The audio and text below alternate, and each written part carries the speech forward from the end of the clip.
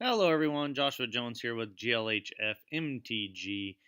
Today I'm going to be providing a standard deck tech for you. Now, normally I do commander deck techs, but I think like once a set I'm just going to go ahead and make a standard deck tech because even though I don't really play standard too much, I do like to keep a budget standard deck around just in case there's nothing going on with commander at the LGS and I just want to play some Magic. So that's what I have for us today. I'm doing a M19 pre-post rotation wizard burn. So what pre-post rotation means to me is that it's before rotation, but this deck is gonna make it all the way through rotation. So if you pick it up now, you won't have to change out any cards once Guilds of Ravnica or the next set comes out, and we're gonna lose a bunch of stuff. We're gonna lose Kaladesh, Eighth Revolt, Amonkhet in Hour of Devastation. So it'll just be Guilds of Ravnica, Dominaria, M19 core set, Ixalan, and Rivals of Ixalan in Standard. So this deck is very affordable. It's kind of like kind of aggro, kind of mid-rangey sort of thing, and has some good sideboard options. It's not gonna win a GP, and if you have a super competitive meta, it might not even do too well, but you'll get a play and see the other decks out there and maybe win some packs. So this is what I'm gonna be playing, and I just think it's kind of cool. I like Izzet, I like Wizards, I like Burn. So let's just jump right into it. Starting off, we have the Wizards. So on turn one, we have Gutu Lava Runner and Siren Storm Tamer, a four of both of these. So Siren Storm Tamer, if you're not familiar, is a 1/1 flyer, and you can pay a blue and sack it to counter a spell or ability that targets yourself or a creature you control. So kind of just a little bit of protection there. So we got four. We're running four of those. And then we're running the Lava Runner, which is a 1/2 for one. And if you have two or more instants or sorceries in your graveyard, it gets +1/+0 and has haste. So later on, it could be a 2/2 with haste, but in the beginning there, you just get in 1 mana for a 1/2. It's a wizard, so that obviously counts. And then also two, it has 2 toughness, so out of a Chain Whirler range. Continuing on with the wizards on the 2-drop slot, I have the Pyromancer here and the Trickster. So the Pyromancer is a 2/1, and when it comes in, it deals 2 damage to a player or planeswalker. So you can hit planeswalkers if you need to, but it'll hit the player as soon as it ETBs, and then just it'll be a two power wizard. Can run right into a Chain Whirler and die, but at least it already gave you a little bit of value. The Trickster here is a double blue, so kind of tough sometimes, but like you could just leave up your mana, and if you need to, you could flash it in, or leave up maybe like a burn spell or something, depending on if you have a dual land. But what it says is when it ETBs, you can tap a creature and it loses all abilities. So what that means is, you can stop someone from going to combat or let them go to combat and get in a profitable block. Pretty nice little wizard. And finally, we have Adeliz and the Journey Mage. So the Journey Mage is a kind of a hard sell, being that it is 3/2 for 3, and it ETBs. It deals 2 damage to each opponent, so it's just 2 damage to the face on a 3/2 body.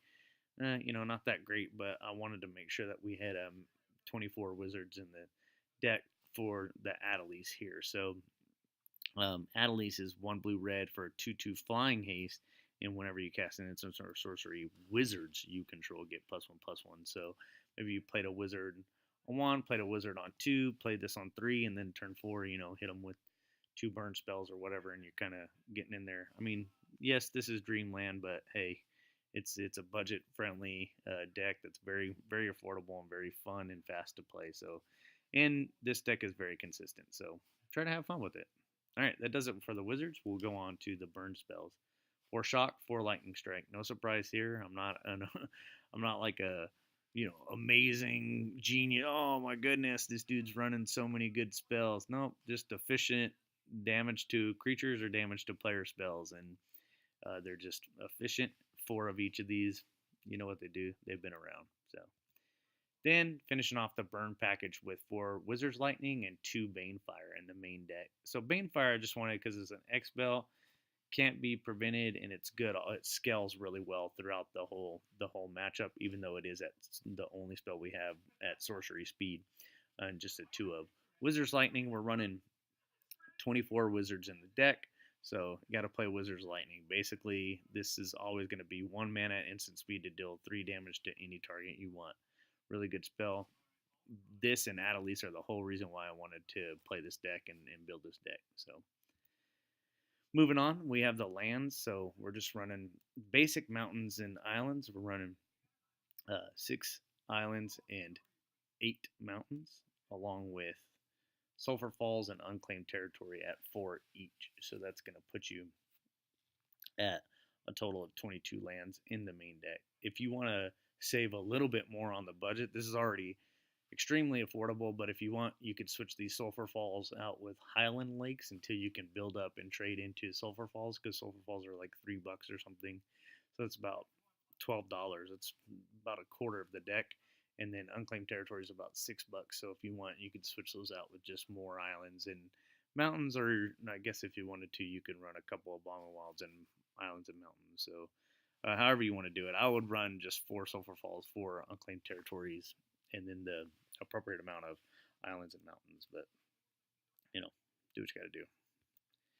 Then we're moving on to the sideboard here. So for control, we're running Vanquisher's Banner and Dive Down in the sideboard. So just dive down against any kind of removal spells, or that they're going to be running against you. We don't have any vigilance in this deck, so I know like the flash and Sillaways and the murders or whatever it is, you could just give your wizards protection and then Vanquisher's Banner, so that you can cast 24 total wizards in this deck, and potentially draw up to 24 cards. I don't think that's going to happen, but and then just to give them a little +1/+1 boost and draw cards.